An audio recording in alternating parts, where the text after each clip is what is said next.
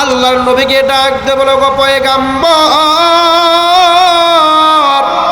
ওগো নবী, আপনার দুনিয়ার সঙ্গী আবু বকর দুনিয়ার জমিন থেকে বিদায়, আপনার আবু বকরকে আপনার রওজা শরীফে নিয়ে আসলাম। আবু বকর বলল, আমার লাশটাকে নবীর পাশে দাফন করে দিবা। আমার নবী যদি রাজি হয় নবীর পাশে দাফন করে দিবা, নবী যদি রাজি না হয় অন্য কোথাও দাফন করে দিবা। আল্লাহর নবীর রওজার পাশে যাইয়া সাহাবায়ে কেরাম ডাক দিয়ে বলে, ওগো আল্লাহর হাবিব,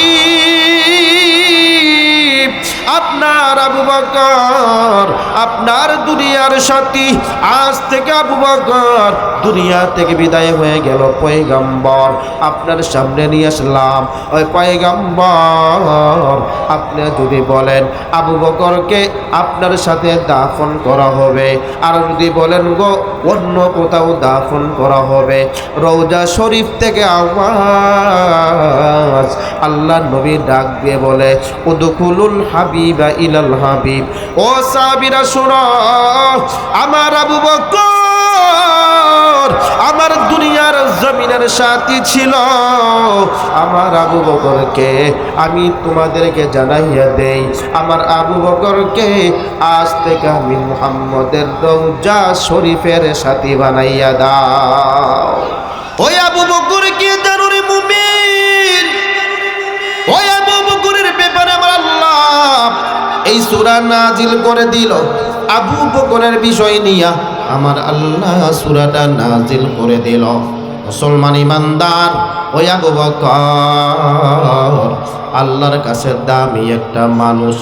ওই আবু বকর একদিন আল্লাহর রাসূলের মজবায় আল্লাহর হাবিব সাহাবায়ে কেরামকে ডাক দিয়ে বলে, ও সাহাবায়ে কেরামের দল, তোমরা বলো কে কিভাবে ঈমান এনেছ আল্লাহর প্রতি, কে কিভাবে ঈমান এনেছ বলো। মুসলমান ইমানদার এক একজনে এক একভাবে বলতেছে। সাহাবায়ে কেরাম হযরত আবু বকরকে আল্লাহর নবী যখন জিজ্ঞাসা করে, আবু বকর তুমি কেমন করে ঈমানওয়ালা হয়েছ, আমাকে একটু বলো, একটু সুন্দর করে বলো। হযরত আবু বকর ডাক দিয়ে বলে, ইয়া রাসূলুল্লাহ, ওগো আল্লাহর নবী, ওগো রাহমাতুল লিল আলামিন,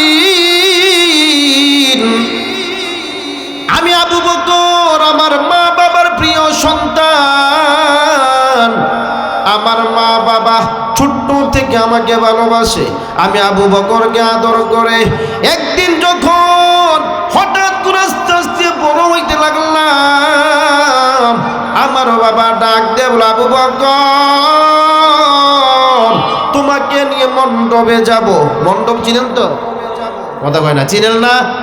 হিন্দুরা যে পূজা করে, এই যে একটা এইভাবে একটা বে করে বসে থাকে, ওইটি আর কি। ভাইয়েরা আমার, আবু বকরের বাবা ডাক দিয়ে বলে, আবু বকর বড় হয়ে যাইতেছ, তোমাকে মানুষ করার দরকার। আবু বকর ডাক দিয়ে বলে, আব্বা চলো, কোথায় যাইতে হবে? বলে, তোমাকে মণ্ডপে নিয়ে যাব।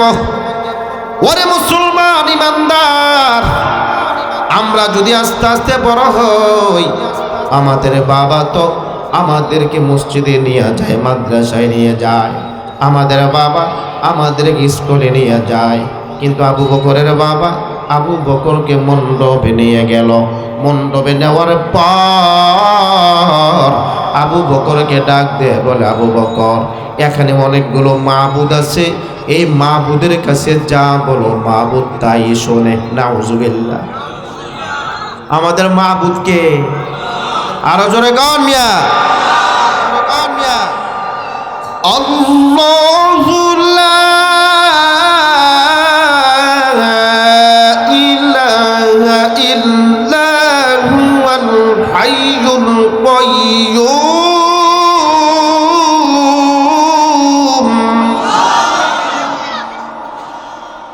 লা তা'খুযুহু সিনাতুন ওয়ালা নাওম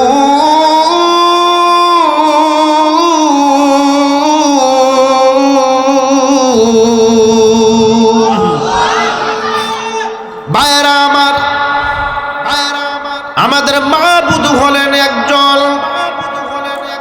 আমাদের মালিক আল্লাহ, আমাদের রব বলেন আল্লাহ, আমাদের রব আমাদের জন্য কিন্তু ঘুমায় না।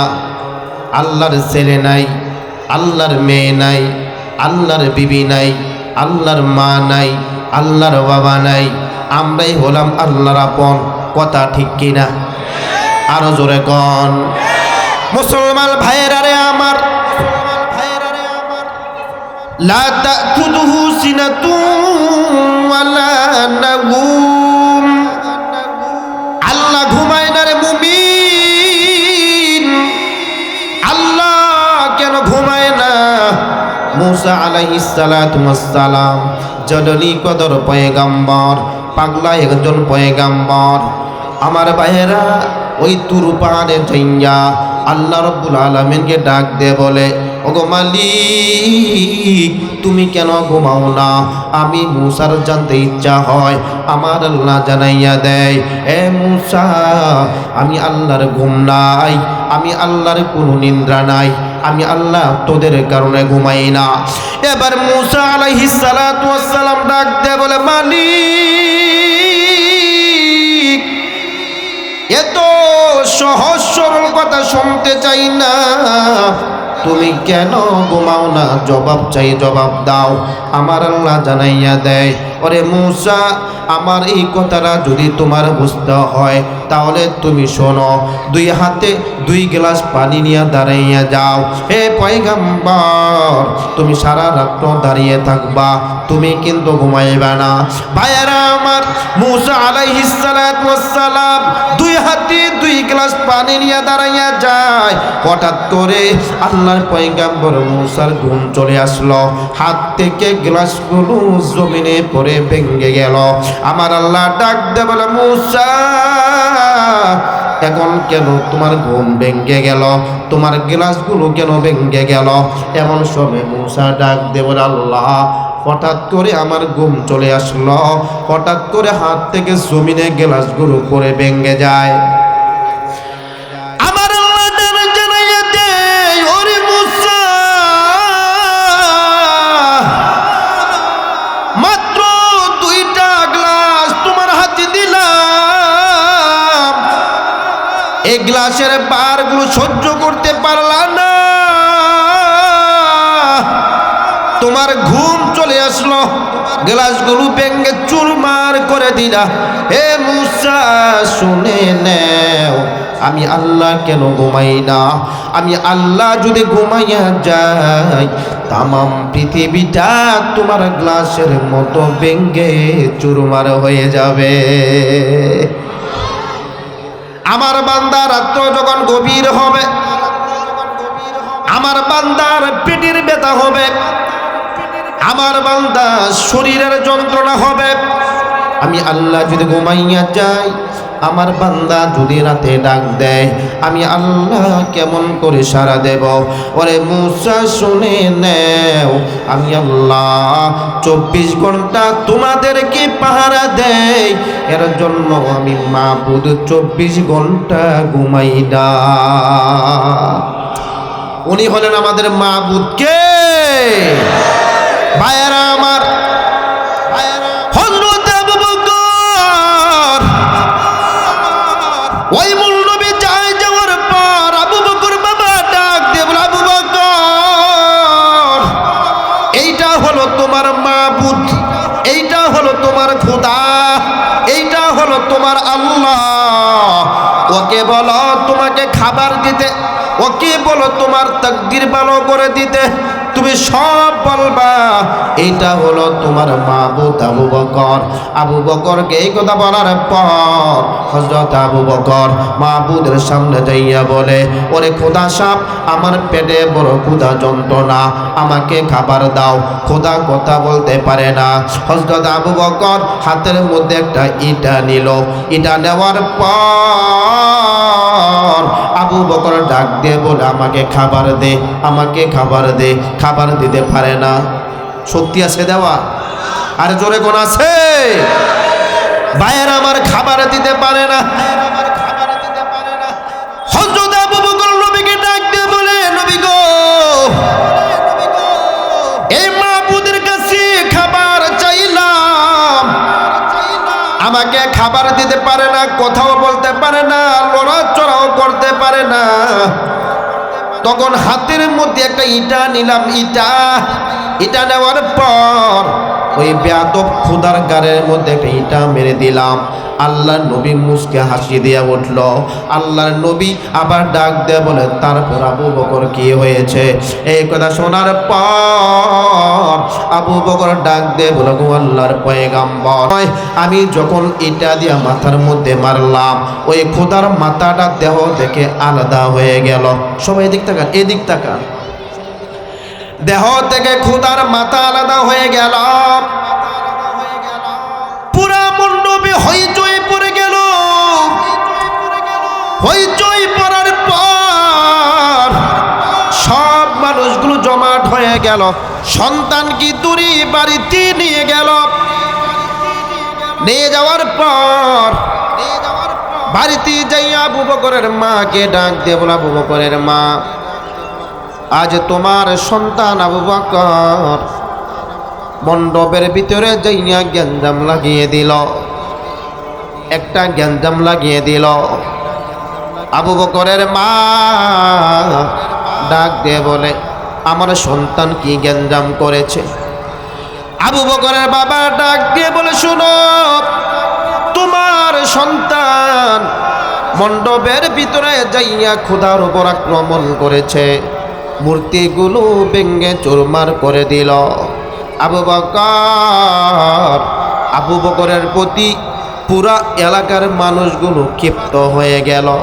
আবু বকরের মা তখন ডাক দিয়ে বলে, আবু বকরের বাবা শোনো, আমার আবু বকর যেদিন দুনিয়ার জমিনে ভূমিষ্ঠ হবে, আবু বকরের খবর তো কেউ জানে না, তুমি তো পাশে ছিল না। আমার আবু বকর কোন রকমের মানুষ আমি ভালো করে যাইনি। আসমান থেকে গাইবি একটা আওয়াজ চলে আসলো। কেমন গাইবি আওয়াজ? ও আবু বকরের মা, তোমার আবু বকর দুনিয়ার জমিনে আসার পর তোমার এই সন্তান সাধারণ কোনো মানুষ নয়। এই আবু বকর হলো আখির জামানার পয়গম্বর, রহমাতুল আলামিনের সঙ্গী সাথী হিসাবে পাঠানো হয়েছে। আবু বকরের মা ডাক দিয়ে বলে, স্বামীকে, স্বামী শুনো, আমার আবু বকর সাধারণ কোনো মানুষ নয়। আবু বকর সাধারণ কোনো মানুষ নয়। আবু বকর দুনিয়ার জমিনে আসার পর আসমান থেকে গাইবে আওয়াজ, ওরে আবু বকরের মা, তোমার আবু বকর সাধারণ মানুষ নয়। আবু বকরকে আল্লাহর নবীর সঙ্গী হিসাবে পাঠানো হয়েছে।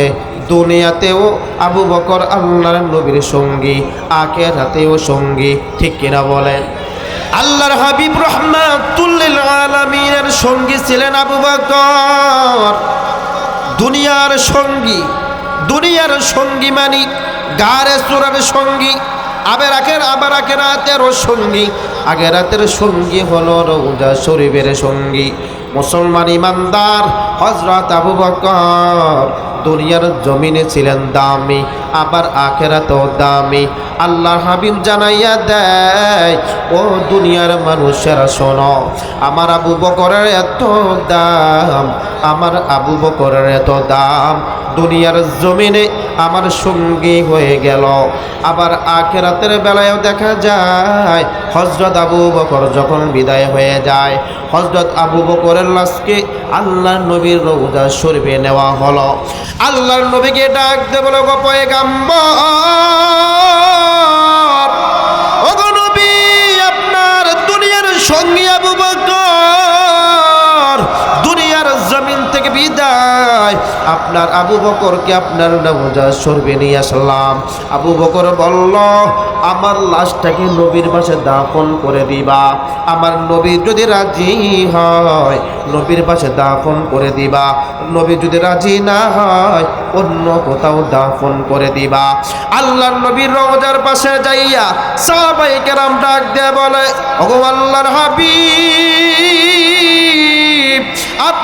আবু বকর আপনার দুনিয়ার সাথী।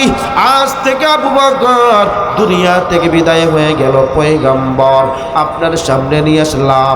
ওই পয়গম্বর আপনি যদি বলেন আবু বকরকে আপনার সাথে দাফন করা হবে, আর যদি বলেন গো অন্য কোথাও দাফন করা হবে, রওজা শরীফ থেকে আওয়াজ আল্লাহ নবী ডাক দিয়ে বলে উদখুলুল হাবিবা ইলাল হাবিব।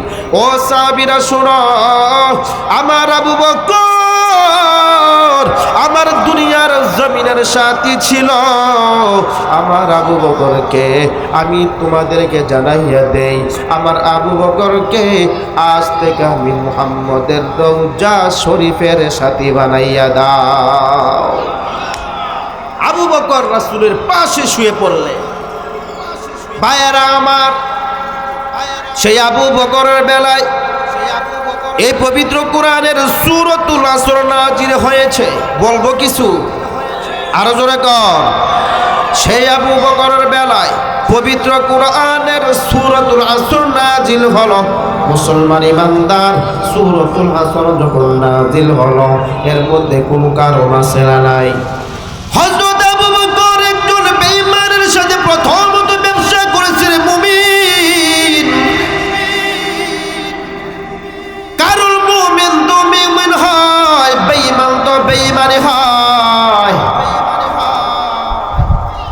যখন আবু বকর ওই বেঈমানের সাথে ব্যবসা করত,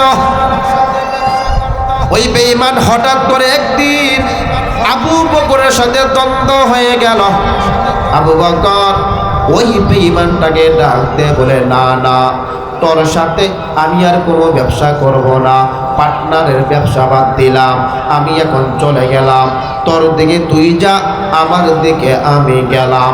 মুসলমান ইমানদার ওই বেঈমানটাকে আবু বকর সিদ্দিক আলাদা করে দিল। আবু বকর চলে আসলো। কয়েক বছর পর আবু বকরের সাথে ওই বেঈমানের আবার সাক্ষাৎ হয়ে যায়।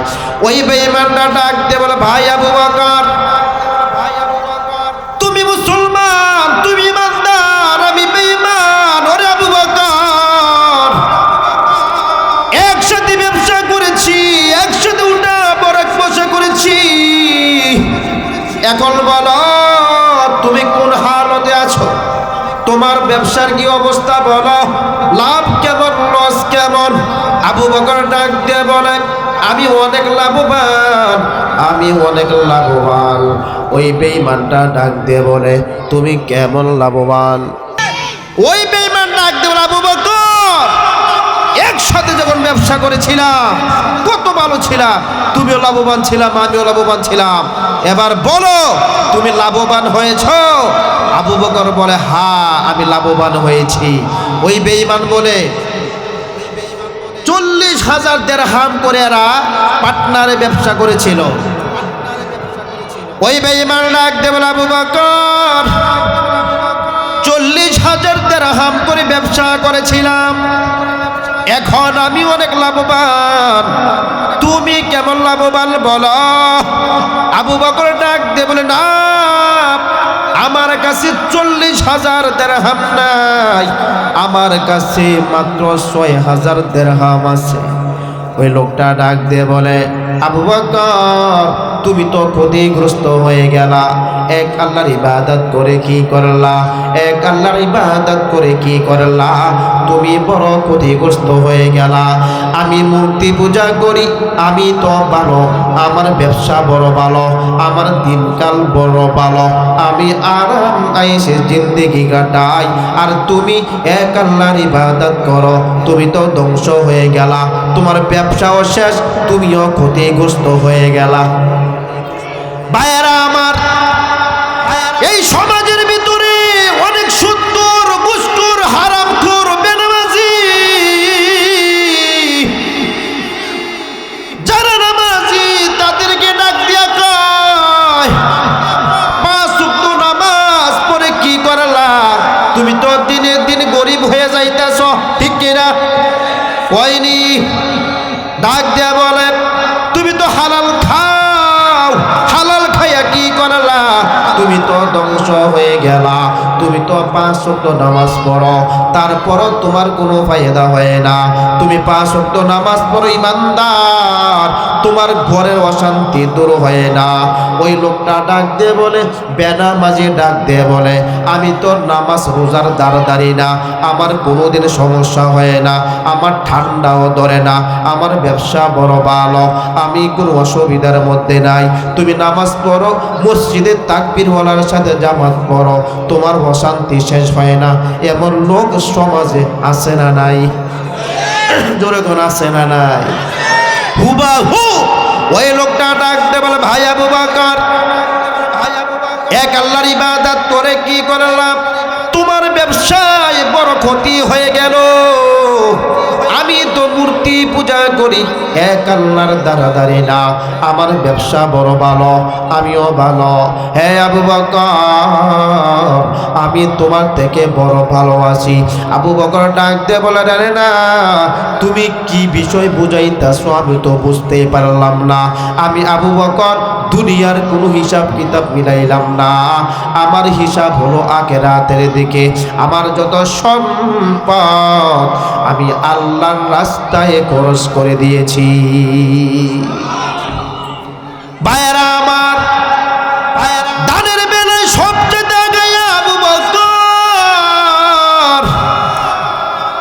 নবী আমার ডাক দিয়ে বলে, সাহাবায়ে কেরাম শুনে নাও, শুনে নাও, জিহাদের ময়দানে যাব, জানের দরকার, মালের দরকার, আমি রুমাল বিছাইলাম, কে কি দিবা এখানে দাও।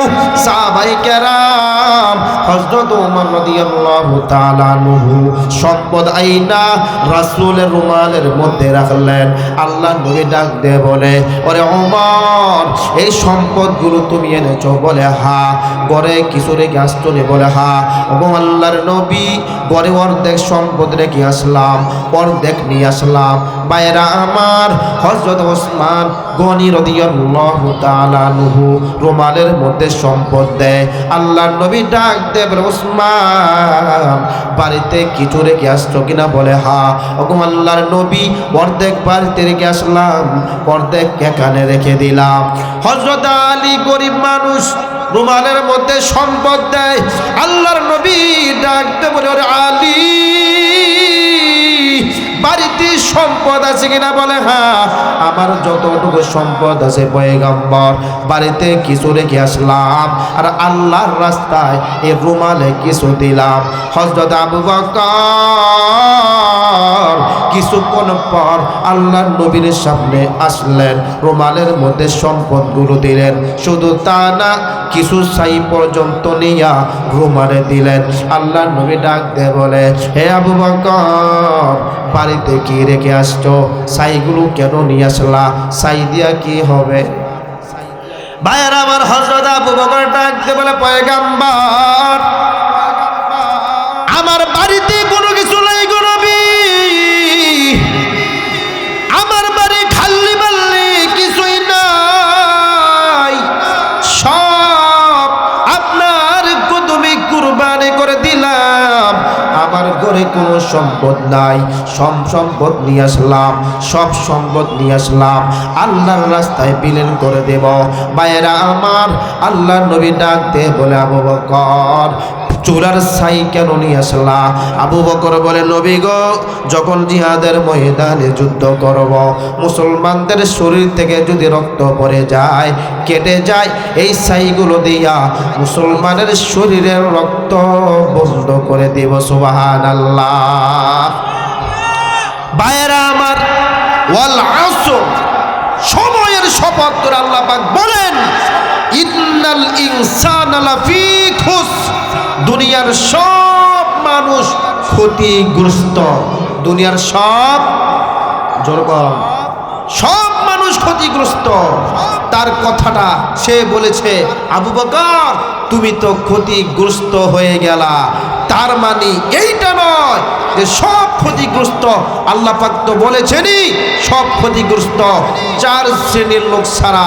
পরে আল্লাহ বলেন, ইল্লাল্লাযীনা আমানু, 1 নাম্বার ইমানদার, ওয়া আমিলুস সলিহাত, 2 নাম্বার যারা নেক আমল করবে, ওয়া তাওয়াসাউ বিল হক, একে অপরকে সত্যের উপদেশ দিবে, ওয়াতাওয়াসাউ বিসসবর, একে অপরকে ধৈর্য ধারণ করার উপদেশ দিবে। এই 4 শ্রেণীর লোক ব্যতীত দুনিয়ার সব মানুষ ক্ষতিগ্রস্ত। ভাইয়েরা আমার, ইমানদার ক্ষতিগ্রস্ত, বেঈমান ক্ষতিগ্রস্ত।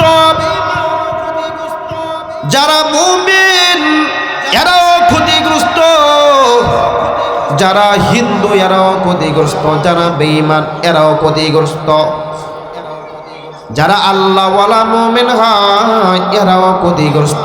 এই দিকটা সব এক। কারণ হলো দুনিয়ার জমিনে কেউ থাকবো না, আমরা সকলেই একদিন দুনিয়া থেকে বিদায় হয়ে যাব। এইটাই হলো ক্ষতিগ্রস্ত। ইমাম ফখরুদ্দীন রাজি রহমাতুল্লাহ আলাইহি বলেন, আল্লাহ যে বললেন দুনিয়ার সমস্ত মানুষ ক্ষতিগ্রস্ত, এর ব্যাখ্যা খুঁজে আমি পাই না।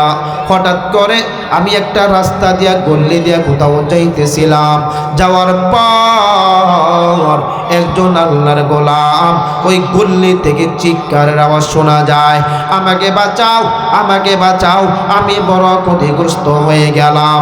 ইমাম ফখরুদ্দীন রাজি রহমাতুল্লাহ আলাইহি ডাক দিয়ে বলে, ও বড় পোলা ভাই, তুমি কি ক্ষতিগ্রস্ত? কান্না করো কেন বলো? এমন সময় ওই লোকটা ডাক দিয়ে বলে, হুজুর তাহলে শোনেন, আমি হইলাম বরফের মালিক, পানিকে বরফ বানাইয়া আমি বরফ বিক্রি করি।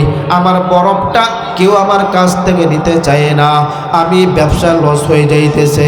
মানে হলো বরফটা আস্তে আস্তে এইভাবে ভেঙে যাইতেছে, বরফটা ক্ষয় হয়ে যাইতেছে, বরফটা পানি হয়ে যাইতেছে, এর জন্য আমি বড় ক্ষতিগ্রস্ত হয়ে গেলাম।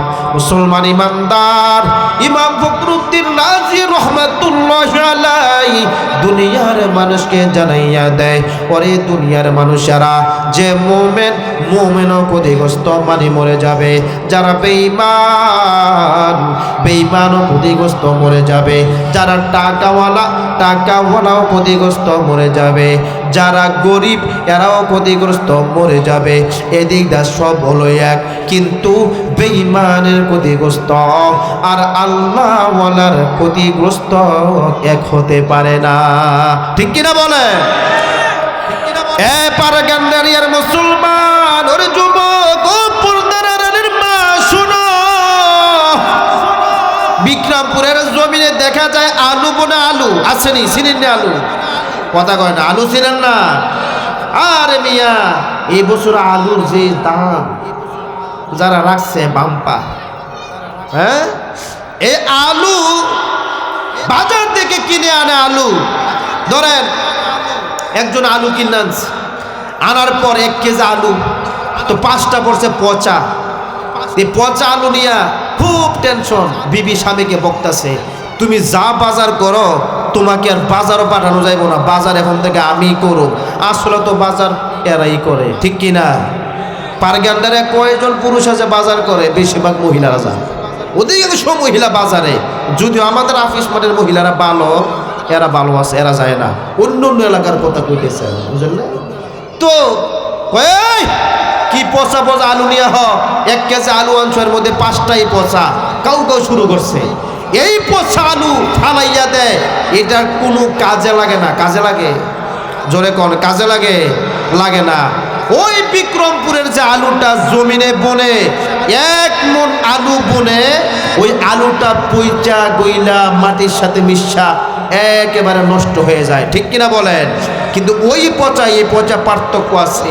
ওইটা পচা হইল 1 মণ আলু পচবে, 10 মণ আলু পাবে, ঠিক কিনা বলেন? ভাইয়েরা আমার, যারা ইমানদার মুমিন এরাও ধ্বংস হবে, ঠিক আছে। যারা বেঈমান এরাও ধ্বংস হবে, ঠিক আছে। আমার আল্লাহ জানাইয়া দেয়, ইন্নাল ইনসানা লাফি খুসর। ওরে দুনিয়ার মানুষ, দুনিয়ার সমস্ত মানুষগুলো ক্ষতিগ্রস্ত। যারা ইমানদার এরাও ক্ষতিগ্রস্ত, যারা নামাজি এরাও ক্ষতিগ্রস্ত, যারা ইমানদার না বেনামাজি এরাও ক্ষতিগ্রস্ত। কিন্তু যারা ইমানদার এরা দুনিয়া থেকে যাওয়ার পর আমার আল্লাহর জান্নাত, এমন সুন্দর জান্নাত পাবে, এমন সুন্দর জান্নাত পাবে। আমার আল্লাহ জানাইয়া দেয়, ওরে গোলাম দুনিয়ার জমিনটা বড় কষ্ট করে কাটাইলা, তোমার জন্য হইল জান্নাত। আরে বান্দা শুনে নাও, ইন্নাল্লাযীনা আমানু ওয়া আমিলুস সলিহাত কানাত লাহুম জান্নাতুল ফিরদাউসি নুজুলা। মুসলমান ইমানদার যারা মুমিন হবে, যারা ইমানদার হবে, আমলে সালেহ করবে, আমার আল্লাহ বলেন গোলাম তোমার জন্য আমি আল্লাহর জান্নাতুল ফিরদাউসকে রেডি করে রেখেছি। সুবহানাল্লাহ।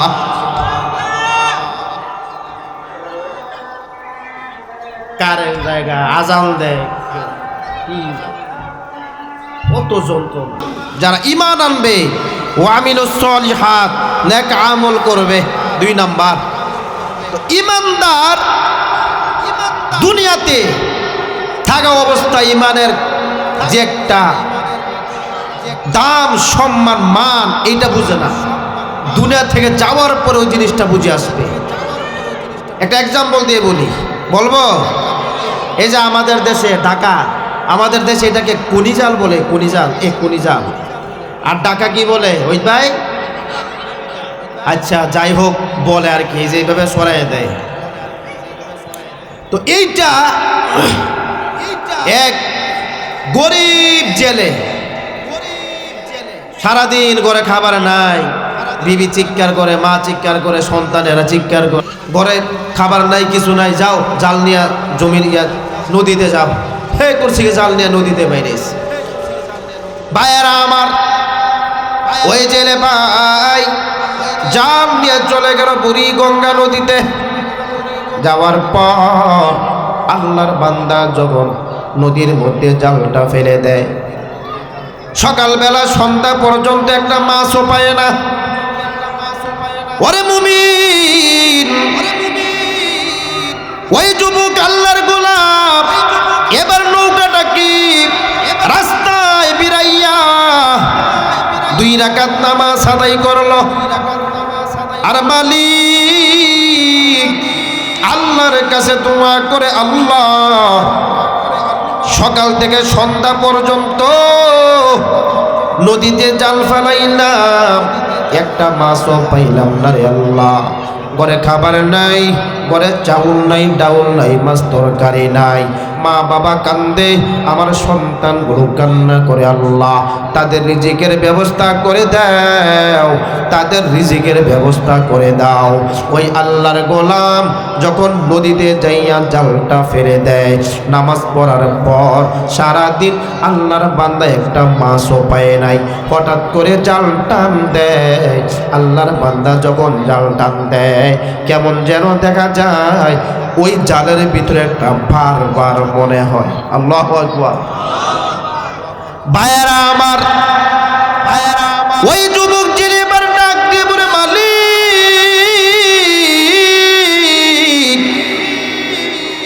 মনে হয় কুদরতি নজর দিয়ে তাকাইছো। আয় আল্লাহ, সকাল থেকে সন্ধ্যা পর্যন্ত একটা মাছও পাইলাম না। আমার মনে হয় এখন জালের ভিতরে বিশাল একটা বোয়াল মাছ পড়ছে। এই মাছটা যদি পাই, এই মাছটা যদি পারগান্ডের বাজারে বিক্রি করতে পারি, আমি আর 1 মাস নদীতে আসতে হবে না। বিক্রি করে 1 মাস বসে বসে খাবো, সমস্যা হবে না। মুসলমান ইমানদার, ওই আল্লাহর গোলাম যখন এইভাবে জালটা টান দেয়, বল মাছ পড়ে নাই, আল্লাহর বান্দা পাইছে বিশাল বড় একটা পাথর। কি পাইছে?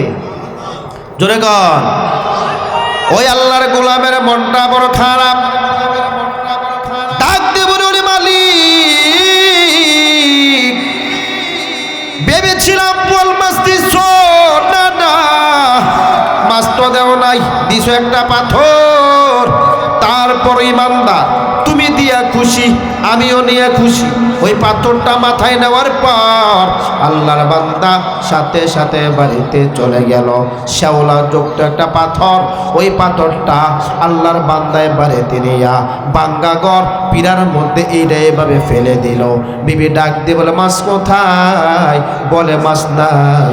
মা বাবা গলে বলে, ঘরে তো বাজার নাই, মাছ পাইলে না বুঝি না। ছেলে সন্তান কাঁদে, বলে বাবা খাবার নাই। তুমি বুঝি মাছ পাইলা না? বলে না। তাহলে পাথর কোথায় পাইলা? বলে পাথরটা বুড়িগঙ্গা নদীতে পাইলাম, শ্যাওলা যুক্ত একটা পাথর। ভাইয়েরা আমার, ওই যুবক আল্লাহর গোলাম ডাক দিয়ে বলে, বিবি শুনি নাও, মাছ পাইলাম না, পাথর পাইছে, এর জন্য পাথরটা নিয়ে আসলাম। পাথরটা বাড়ির কিনারায় ফালাই রাখছে। হ্যাঁ, কি পাথর চিনে? জোরে গণ চিনে না। হঠাৎ করে আল্লাহর কি কারিশমার মুমিন, ওই বাড়ির পাশে দিয়ে যাইতেছে একটা স্বর্ণকার, স্বর্ণের ব্যবসা করে। ওই স্বর্ণকারের নজর চলে গেছে ওই পাথরের দিকে। কি রে, এত দামি জিনিস এখানে পইরা আছে। হঠাৎ করে স্বর্ণকার ডাকতে বলে, ও ভাই জেলে দিগায়, এই পাথর কার? বলে আমার। বিক্রি করবি নাকি? বলে বিক্রি করার দরকার নাই, এমনি নিয়ে যাও। আচ্ছা, কি পাথর চিনছে? জোরে কোন চিনছে? পাথর চিনে নাই, বলে এমনি নিয়ে যাও। ওই জহুরি ডাক দিয়ে বলে, না রে জেলে ভাই, এই পাথর আমি এমনিতে নেব না রে জেলে ভাই। তুই গরিব মানুষ, তোকে কিছু টাকা দেই, টাকার বিনিময়ে আমাকে পাথরটা তুমি দিয়ে দাও। জেলে বড় খুশি হয়ে গেল। পুরো এলাকার মানুষগুলো ওখানে হাজির হয়ে গেল। সবাই জেলেকে ডাক দিয়ে বলে, ওরে জেলে যা দে তাই দিয়ে দে, পাইছস একটা ব্যাকল। এই জহুরি স্বর্ণকার এই পাথর কেনার জন্য তোর কাছে আসছে। এই শ্যাওলা যুক্ত পাথর দিয়া এই স্বর্ণকার কি করবে? ওই স্বর্ণকার মনে মনে হাসে, আরে ব্যাকলের দল, আমি ব্যাকল না, তোরা সবাই বলি ব্যাকল, পরে টের পাবি। বুঝেন না ভাইয়েরা আমার? হঠাৎ করে ওই জেলে হাতের মধ্যে ওই জহুরি ভাই কিছু টাকা উঠাইয়া দিল। ওই জেলে ভাই টাকা পাওয়ার পর বড় খুশি হয়ে গেল।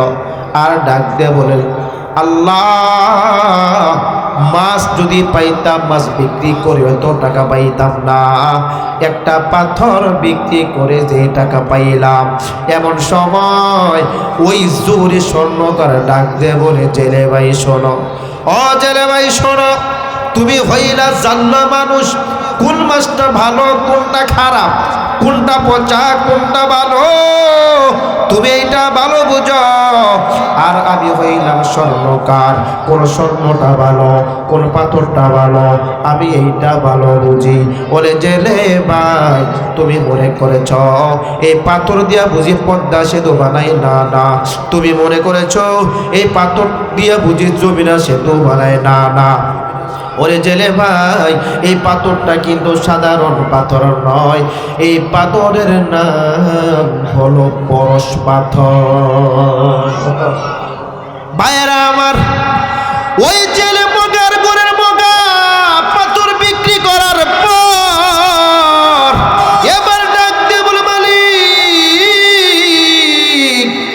ভুল করেছি, পাথর চিনলাম না, আমি তো ভুল করে পাথরটা বিক্রি করে দিলাম অল্প টাকায়, আমি তো পাথরটা চিনলাম না। ওরে মালিক, আমি তো বড় ক্ষতিগ্রস্ত হয়ে গেলাম। মুসলমান ইমানদার যারা ইমান চিনে না, দুনিয়া থেকে যাওয়ার পর ফেরেশতাদের সামনে যখন পাকড়াও হয়ে যাবে, ফেরেশতারা যখন বলবে মান রব্বুকা মান দীনুকা ওয়া মান নাবিয়ুকা, পরিচয় দিতে পারবে না।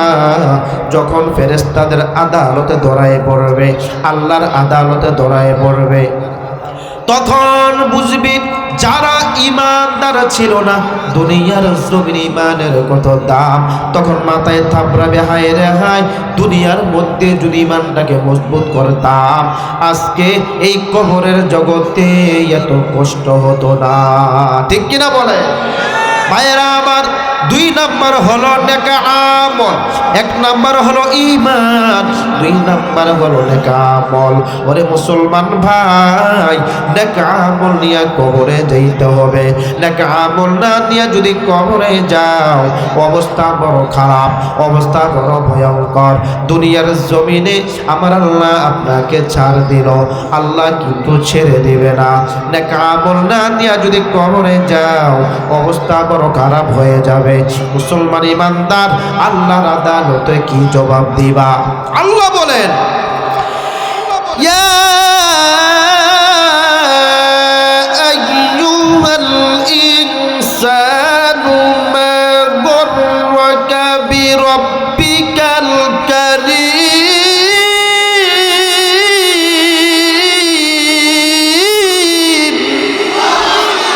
এ বান্দা, আমি রব থেকে তোকে কে ফিরাইয়া দিল রে? হে মুসলমান, মসজিদে আজান হয়ে যায়, চায়ের দোকানের মুমিন ভাই, মসজিদে আজান হয়ে যায়, জামাতের সময় হয়ে যায়, জুয়ার আড্ডাখানায়, তাসের আড্ডাখানায় দুনিয়া থেকে বিদায় হয়ে যাইবা, আল্লাহর আদালতে দাঁড়াইবা, আল্লাহর ভয় অন্তরে ঢুকাও। অবস্থা কি হবে কিয়ামতের মাঠে? আল্লাহর আদালতে কি জবাব দিবা? এক নাম্বার হলো ঈমান, দুই নাম্বার হলো নেক আমল। আমার আল্লাহ জানাইয়া দেয়, ইমানদার এবং যারা আমলে সলেহ করবে এরা ব্যতীত তিন নাম্বারটা হলো ওয়াতাওয়াসাউ বিল হক, যারা সত্যের উপদেশ দিবে, হকের পথে থাকবে এরা ব্যতীত চার নাম্বারটা হলো ওয়াতাওয়াসাউ বিস সবর, যারা একে অপরকে ধৈর্য ধারণ করার উপদেশ দেবে এরা ব্যতীত দুনিয়ার সব হলো ক্ষতিগ্রস্ত। ভাইয়েরা আমার, সত্যের পথে থাকা বড় কঠিন, ঠিক কিনা? আরো জোরে কর। হালাল ভাবে পাঁচতলা বাড়ি করা কঠিন, হালাল ভাবে জায়গা কিনা কঠিন, হালাল ভাবে ব্যবসা কইরা ঢাকার শহরে বারো বাড়ি কিনা কঠিন, এইগুলো করা যায় না। এইগুলা যদি করতে হয় হারাম ভাবেই করতে হয়। আমি বলি না যারা এত কোটি কোটি টাকার মালিক হলো সবই হারাম করো, না না, অটল থাইকা, হকের উপর অটল থাইকা ভালোভাবে চলা বড় কঠিন। মুসলমান ইমানদার যারা হকের পথে থাকবে, যারা হকের পথে থাকবে তাদের উপর বিপদ আপদ বেশি আসবে, ঠিক কিনা? জোরে কর। وَلَنَبْلُوَنَّكُمْ بِشَيْءٍ مِّنَ الْخَوْفِ وَالْجُوعِ وَنَقْصٍ مِّنَ الْأَمْوَالِ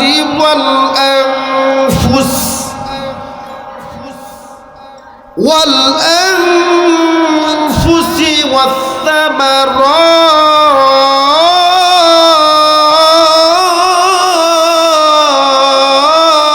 والثمرات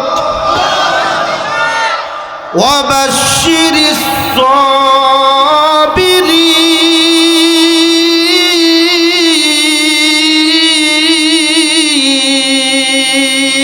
الصابرين। আপনি যত মজবুত থাকবেন হকের প্রতি, হকের উপর আপনি অটল থাকবেন, ভাইবেন না আপনাকে বিনা পরীক্ষায় ছেড়ে দিবে। পরীক্ষা দিতে হবেই, পরীক্ষা। ভাইয়েরা আমার, আমার আল্লাহ জানাইয়া দেয়, ও মানুষ, ওয়ালানাবলুওয়ান্নাকুম বিশাইইম মিনাল খাউফ, এক নাম্বার হলো ভয় দিয়া পরীক্ষা করবে, ওয়াল জুর, ক্ষুধা দিয়া পরীক্ষা করবে, ওয়ানাকুসিম মিনাল আমওয়াল, মালের সংকট দিয়া পরীক্ষা করবে, ওয়াসসামার, জমিনে ফসল আদি না দিয়ে পরীক্ষা করবে। মুসলমান ইমানদার এর জন্য যারা মুমিন হয় এদের সংসারে বেশি অশান্তি হয়, এদের ছেলে মেয়ে বেশি অসুস্থ হয়। যারা মুমিন হয় এদের ব্যবসা বড় খারাপ হয়। যারা মুমিন হয় এরা খুব দরিদ্র অবস্থায় থাকে। আমার আল্লাহ জানাইয়া দেয়, ওরে বান্দা তোমরা কি ভেবেছ ঈমান আনলে তোমাদেরকে বিনা পরীক্ষায় ছেড়ে দেওয়া হবে? না না, ঈমান যত মজবুত হবে তোমাদের পরীক্ষা তত কঠিন হবে। ভাইয়েরা আমার, সাহাবায়ে কেরাম ঈমানদার, হে মুমিন, হযরত বেলাল ঈমানদার। আপনাদেরকে বেলালের ঘটনা প্রায় শোনাই। কেমন ঈমানদার, গোলামের ঘরের গোলাম, যাকে মক্কার মানুষরা বলতো কাউয়ার ঘরের কাউয়া। বেলালের এত দাম, দুনিয়ার মানুষের কাছে বেলালের কোনো দাম নাই। বেলালের কাছে দাম, যে রব বেলালকে দুনিয়ার জমিনে পাঠাইল ওই বেলালের আল্লাহর কাছে অনেক দাম। কারণ হলো জানো, বেলাল জমিনে আজান দেয়, আজানের খবর আরশে আজিমে পৌঁছায়। বেলাল আজান দেয় না, আজানের খবর আরশে আজিমে পৌঁছায় না। তাহলে বোঝা গেল ওই বেলালের আল্লাহর কাছে অনেক দাম। ঠিক কিনা? জোরে কর ভাইয়েরা আমার। বেলাল জমিনে খড়ম দিয়ে চলাফেরা করে রে মুমিন। আল্লাহর হাবিব রহমতে আলম জান্নাতে ঢোকার পর বেলালের পায়ের খড়মের আওয়াজ শুনে আসলেন। নবী আমার জানাইয়া দেয়, ও সাহাবায়ে কেরাম শোনো, আমার বেলালের খড়মের আওয়াজ আমি জান্নাতের ভিতরে শুনে আসলাম। তাহলে তো এত মাকবুল আল্লাহর কাছে এমনিতেই হয় নাই, ইমানদার হওয়ার কারণে আল্লাহর কাছে দামি হয়ে গেল। ঠিক কিনা বলেন?